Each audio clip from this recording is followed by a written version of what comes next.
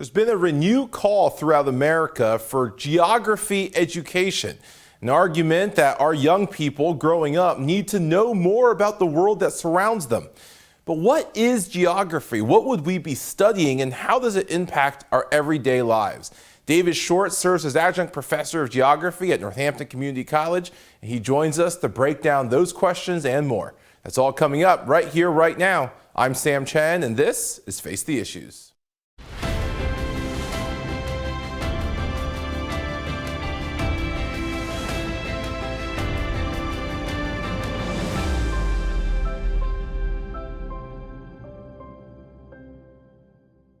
Good evening and welcome to Face the Issues. I'm Sam Chen.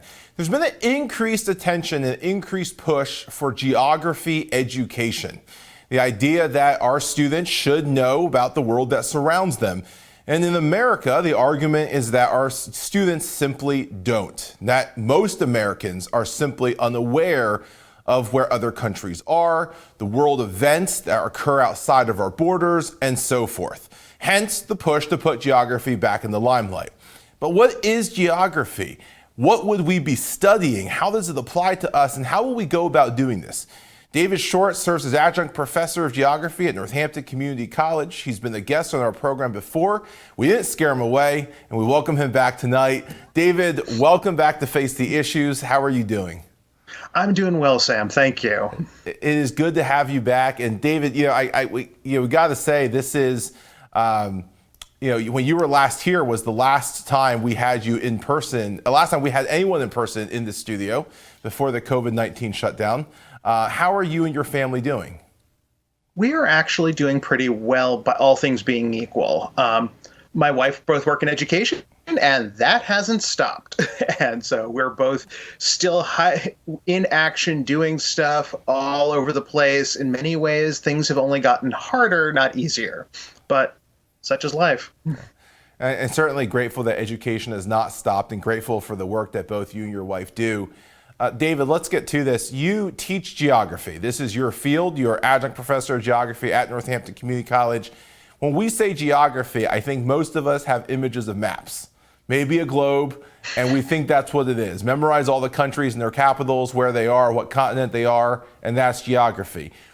I imagine your work is much more involved than simply finding countries on maps. What is geography? Well, as I like to say, geography is more than the map. I know, simplistic, but it's one of those things where the map is often seen as the final product, but really it's just a tool for explanation. It's not the entirety of it. Geography is literally everything around us. One thing I like to explain to my students is humans and the world around us is inherently spatial. That means we occupy and use space in a certain way, and the connections between where we use it and how it is crafted, shaped, and everything else, and how that affects usage. So geography is exploring all those things.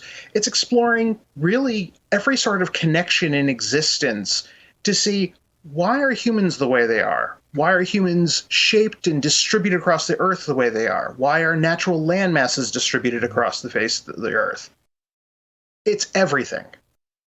And it's funny that you brought it up that way. There has been an argument here that geography stands alone as a discipline, but it also intersects and helps inform so many other disciplines, such as history and government and the sciences, anthropology, that we struggle to fully comprehend these subjects if we don't have an understanding of geography. Do you agree, disagree? How do you respond to that? I actually agree. I mean, you can look at this in one of two ways. On one side, you can totally say geography gets its fingers in everyone else's pie, so to speak. And it's really there because we touch on history, we touch on sociology, we touch on the environment, we touch on politics, we touch on everything because everything has an underlying spatial component. And everyone can say, hey, you should stick to your own world. Stop getting involved in ours. The counterpoint to that is geography does look at all that stuff. So we do have our own way of looking at things. like you could talk to historians, and historians are embedded in the history, in the context of what they are talking about, but sometimes they're not always the best at, and I'm not going to name names because I really don't know offhand, but don't always understand how the spatial relationships in play at the time they're talking about. And that's a fascinating perspective, that geography sets context in place for us in different conversations. Certainly the politics of the world are going to look different depending on where you are, right? It's something that we say in politics, that all politics is local. And not understanding the demographic costs us not understanding of governance or history or anthropology and so forth. The other side, and you and I have talked about this before, the idea that education, that our lives are interdisciplinary.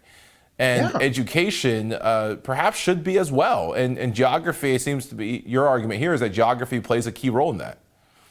Yeah, I mean, it is interdisciplinary. And I think one of the things I like to do is, well, when I'm teaching my classes, because I think it's going to come back to that pretty easily, is I would need to sit down with my students and say, look, the world is big, full of very varied and diverse peoples. So when we have to look at the world, it's very easy to look at it by our contexts, how we as American citizens tend to see the world. Okay, fair enough. That's really utterly natural, normal. But we have to now take the extra step and the extra effort to look at it in the context that these other people put themselves in. I mean, it's one thing to look at the world entirely for your own perspective, but how do they see the world? How do these other people in places like Libya or Japan or Australia, or even a native group somewhere embedded in the far reaches of the Brazilian rainforest, see themselves and see the world around them? It's basically one of these things where once you can see that, I mean, you can use the old-fashioned term cultural relativism. I tend to use that term in class because it's just a nice term to bunch it up underneath, or bunch up that idea underneath. But at the same time, it makes things really hard because you start having to think differently about the world. You have to start exploring the world in a different way. And this is purely just the human side. And then we can talk about the natural side. Why is, let's say, Easton, Pennsylvania located where it is? What are not only the history, but the geography behind it? Well, there happened to be a road coming across New Jersey heading in deeper into Pennsylvania, and there was a ford at Easton where they could, ferry at Easton where they could cross the river. Suddenly, that puts a reason for there to be a town right there. And it all builds up from that. And to your point, connecting it to history, that part of Easton or Hampton County's history, that's a key part of the history, that river, and you can still, there's a whole historic site dedicated to that. David, one of the things that you pointed toward, you talked about what you cover in your classroom, is that there is a difference between human geography, if you will, and physical geography, that there's two sides of this. So in your class, you teach at a college. When you teach geography, how do you approach this, given that there's two sides? What is it that when your students walk away at the end of the semester, you think they need to know about geography and the world around them? The world is active and dynamic. That is the fundamental thing. But yeah, the role of human and physical is interesting. I tend to, just because I only have so much time, to try to tie the two together. How do natural events affect the human condition, so to speak, in varying ways? A volcano in Indonesia is what actually, amongst several other volcanoes prior to that, in 1815, caused the year without a summer in North America and Europe. And thousands upon thousands died because of famine and starvation. It also led to the origin of the bicycle. Fun fact.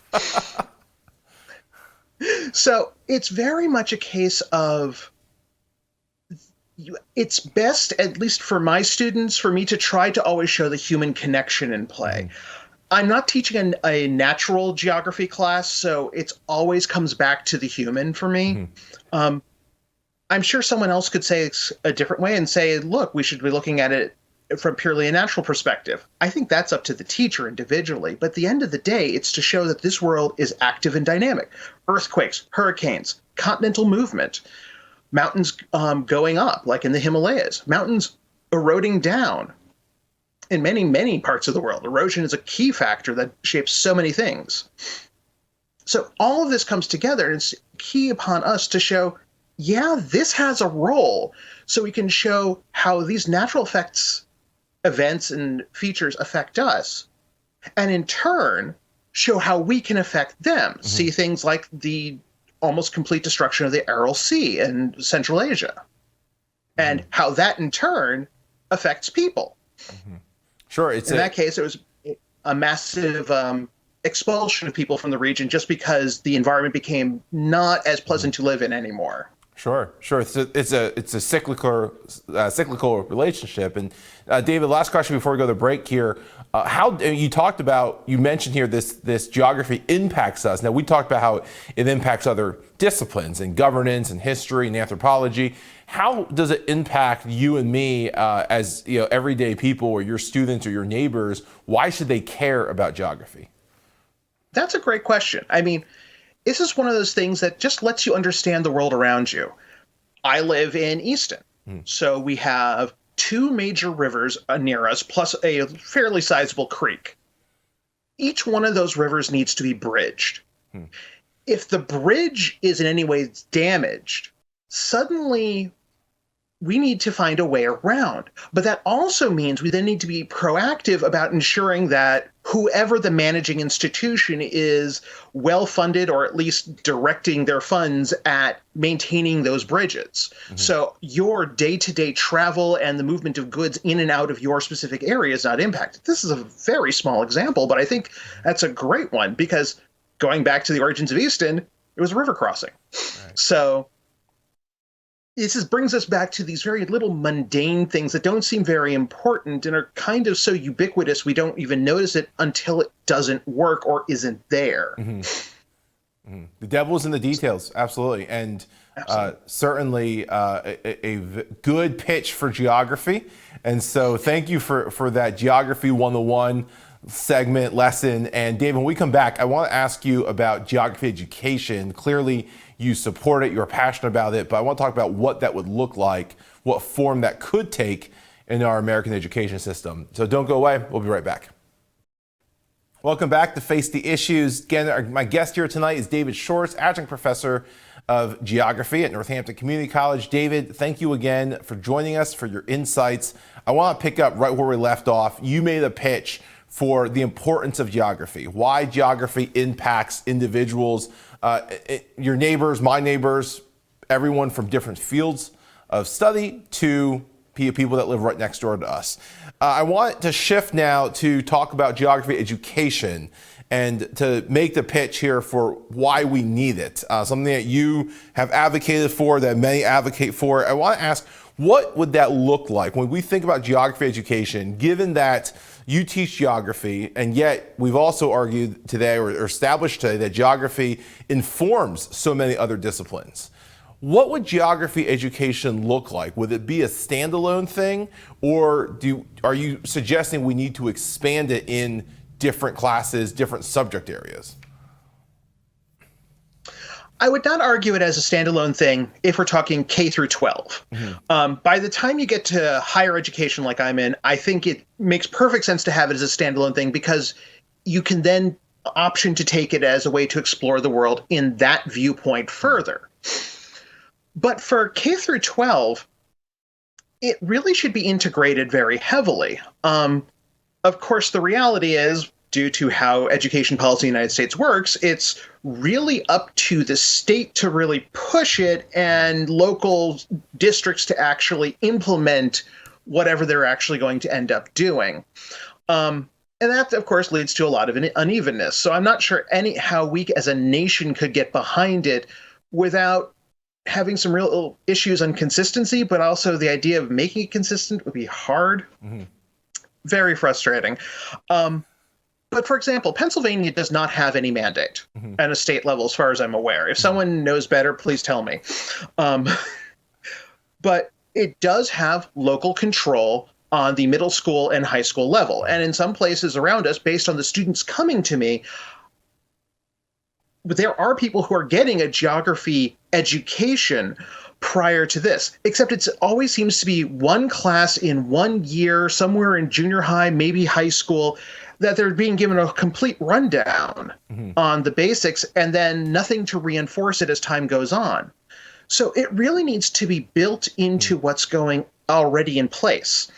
It needs to be yet another way to explore the world, yet another way to explain the world.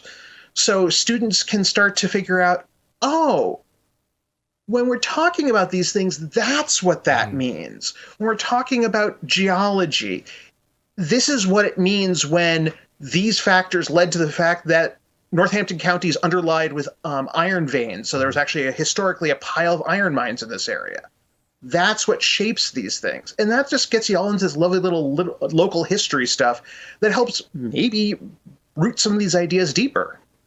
So you would propose that geography should be available at virtually every level of schooling, elementary, middle school, high school, and college, but presented, perhaps inserted differently depending on the grade level the student's in. Oh, yeah, absolutely. I mean, let's be honest. One of my concerns with teaching geography is I so often have to go right back to basics. And I feel that may take away a little bit from what I'm trying to tell these students in my 15 short weeks per semester to tell them. And so it'd be really nice if some of these basic ideas were built in the first place. But frankly, the students themselves and how they learn and how they understand at a given grade level should shape how this is done. This should not be done whole hog, here's one universal standard, apply it across everything. But instead, hit it, examine it, explore it, execute it from every angle to help explain everything.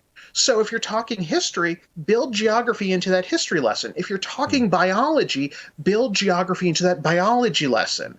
Maybe not individual lessons, but over the course of the year, so we can say, hey, you're learning these things. So when we get up here and get to college and start talking about, for example, why people colonize the New World, we can skip past some of the basics. Europeans colonize the world specifically. We can skip past some of the basics and go right into the meat of the situation because you already know this stuff. So we can ignore some of the fundamental aspects in play that we already all accept as background. At least I hope. That makes sense, and I think it's funny that this conversation, like I said earlier, has been back in the spotlight recently, especially in the wake of COVID-19, and where as this virus spreads around the world, it's become painfully and increasingly obvious that oftentimes we're not aware of where Wuhan, China is, or where various places are that we talk about around the world. I think back to the 2016 election, and Libertarian candidate, former Governor Gary Johnson, was asked a question about Aleppo and said, "What's Aleppo?" And then later, which obviously was the city in Lebanon that was being bombed, and later joked, "Well, I'll never bomb Aleppo because I don't know what it is." And this has kind of become the stereotypical view of geography in this country, that we're just very unaware, hence the recent push to reintegrate geography back into these disciplines. I want to read you a quote from Vicki Phillips. She wrote in Forbes magazine last year. She's the Chief Education Officer of National Geographic Society. And she said, "The magic of geography is that it cuts across many disciplines. We don't have to hire more geography teachers or add more geography classes. Geography can and should be integrated throughout lesson plans in other subjects like history, science, or even art, so that learners can engage with real world issues." You just spoke to some of this. Obviously, I imagine as a professor of geography, you would counter that we don't need more geography teachers. But you just spoke to some of this. And I'm curious your thoughts, because we are in an American education system that is emphasizing STEM right now. Science, technology, engineering, and math. And there's nothing wrong with STEM. We all know the great benefits that these fields provide us, but they have seemingly done it at the cost of humanities and social sciences, studies like geography. Phillips is arguing that geography can help enhance things even like STEM. Curious as to your thoughts about that, and whether you think there is a contribution here to adding to some of these STEM-focused education programs. Absolutely. I read the article, and it is really fascinating. And honestly, I find myself in agreement with a great number of her points. I kind of wish I knew what the contexts were there, in the sense that is she only talking K through 12 or including into higher education as well? With that said, geography is STEM in so many ways. Think of the physical sciences portion of it. That's the physical sciences. Geology, climatology, environmental dynamics, all that is science.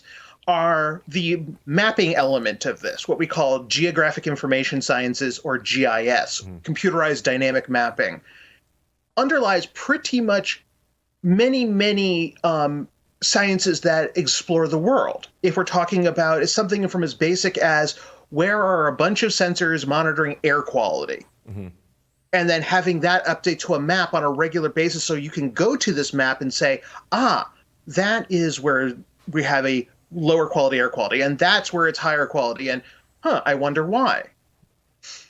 That's sciences too, but the why, I think, is the key thing here. I like to talk about geography in my class as what is where and why. So much of geography and so much expectation around geography is we will now look at every country in the world, name their capitals, go across what their basic economics are and what their population is. And I would rather pull my teeth out. It just sounds so boring. But I mean, frankly, the sheer number of people who come to me when they discover I'm a geography professor and says, I still remember all the state capitals of the United States. I'm like, well done. That's awesome. But why are they there? What forces of history led those cities to become state capitals?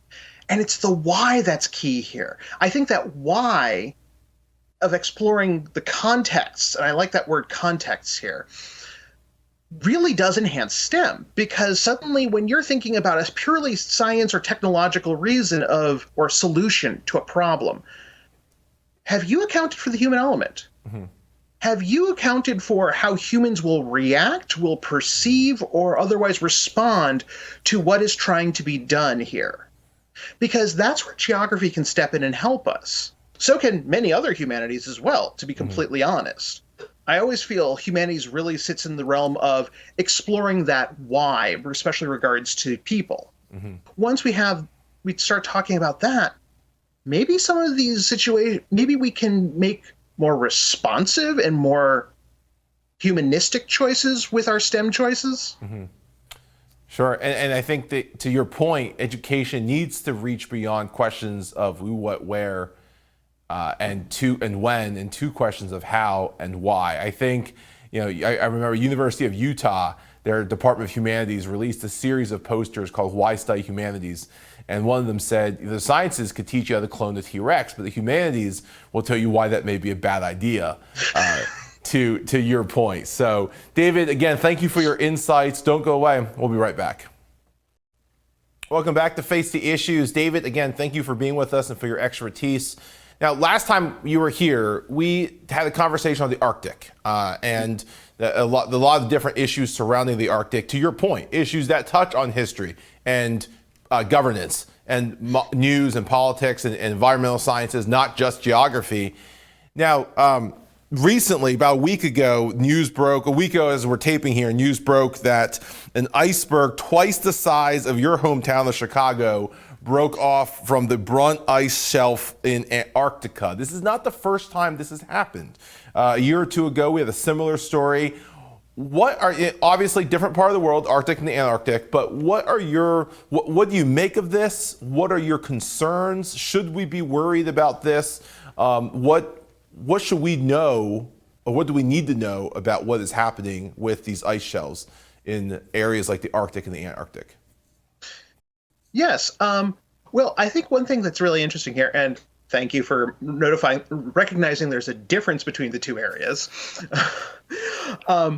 But one of the things to realize here is, well, first of all, actually the last major iceberg calved, and that's the technical term for an iceberg breaking off an ice shelf or glaciers, calving, was actually back in December. There was a massive iceberg that broke off, also similar size range, and it very quickly broke up into still very massive chunks of ice, but nowhere near on that level because really the environment down there is not particularly hospitable to large, not particularly flexible things like massive sheets of ice. So they tend to break up under wave and wind action. And as they go north, they tend to just sort of slowly melt away. It's not a high traffic area in the sense that there's not a large amount of shipping that's not already used to this sort of environment. One thing that almost happened last year was one of these fragments almost grounded itself off the South Georgia Islands. This is a set of islands in the South Atlantic. And if it had, the big concern was this is a place that has large seal populations. If it grounded itself off the right portion or wrong portion, and it'd actually be hard to say because it was as big as the islands itself, it could potentially affect these seals being able to hunt and provide food or feed themselves, since they would block access and also make the water a lot fresher. These giant glaciers are freshwater, not saltwater. So it actually makes the local water fresher, and that can have negative impacts on local marine communities immediately in proximity to this. So that is one of the main issues. Otherwise, as long as none of them, for whatever reason, through, let's say, an odd southern hemisphere cold snap, works their way much farther north to get into the shipping lanes of the region, there's not a great deal to worry about. Now, with all that being said, every so often you'll see some person propose grabbing one of these large icebergs, not the massive ones, but the fairly sizable ones that happen after it breaks up, towing them north to be used as water supply off some drought-stricken country or another. All right. Well, something certainly to keep our eye on. So, David, again, thank you for your expertise and your time with us. That is our show for this evening. We want to thank you for tuning in, and we hope to see you again right here next week. My name is Sam Chen. On behalf of all of us here at Face the Issues, thank you and good night.